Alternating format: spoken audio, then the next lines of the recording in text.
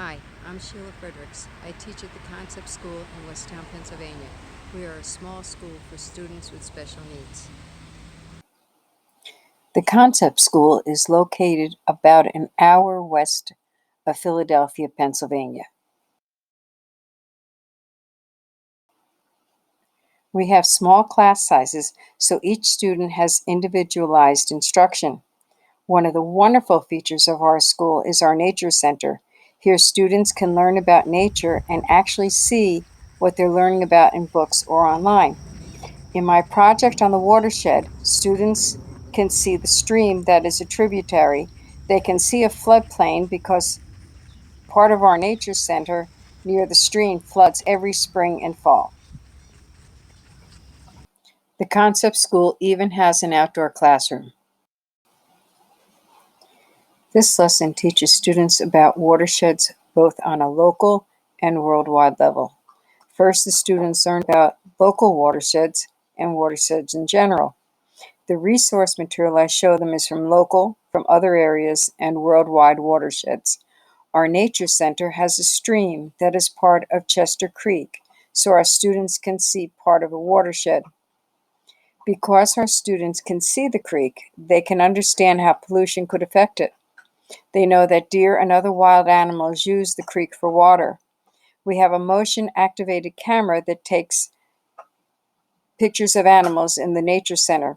We discuss what would happen if the water became polluted, what would happen to these animals, and what would happen to us. The students learn the vocabulary and see the features in videos and images. They apply the knowledge to the 3D watershed project by including each of the vocabulary words into the 3D watershed project. I introduced the lesson by showing two videos, and they just both happen to be called What is a Watershed? The first video explains what a watershed is, what it supplies, what it provides, what impacts a watershed, especially pollution, and why they're important. In the second video, several people are asked what a watershed is, and some give some very funny answers, but nobody seems to know what a watershed is until this gentleman gives the answer. Students did research on topics such as what is a watershed? What are the watersheds in Pennsylvania?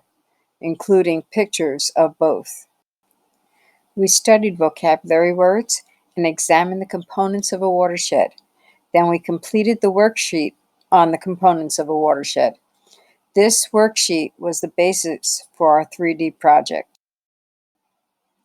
When I felt that the students understood what a watershed is, we started our 3D project. We gathered the materials we thought we would need: a cardboard box for the base, cardboard, masking tape, paper towel tubes, cups, paint, and paintbrushes. I asked the students how they were going to make the mountains higher so that the water would flow downstream. One student suggested that they put a paper towel tube under the cardboard, but when they did that, the paper towel tube flattened. Then they figured out that if they stuffed the paper towel tube with newspaper, it would hold the cardboard stiff.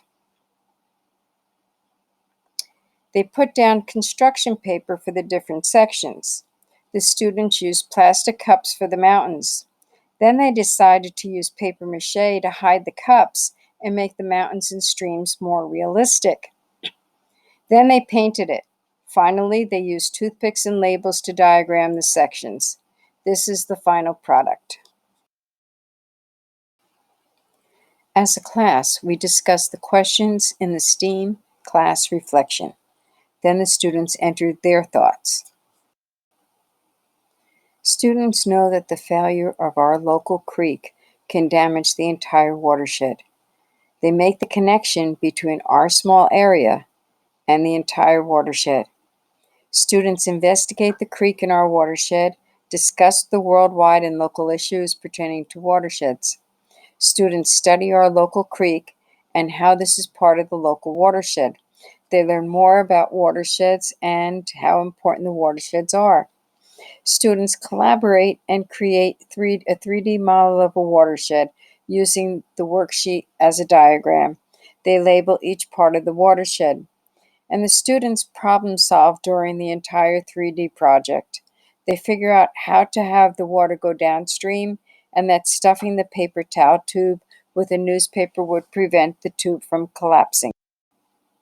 The students were assessed by their knowledge of the vocabulary, their participation and knowledge in discussions, their work in the 3D project, and the completion of the STEAM class reflection.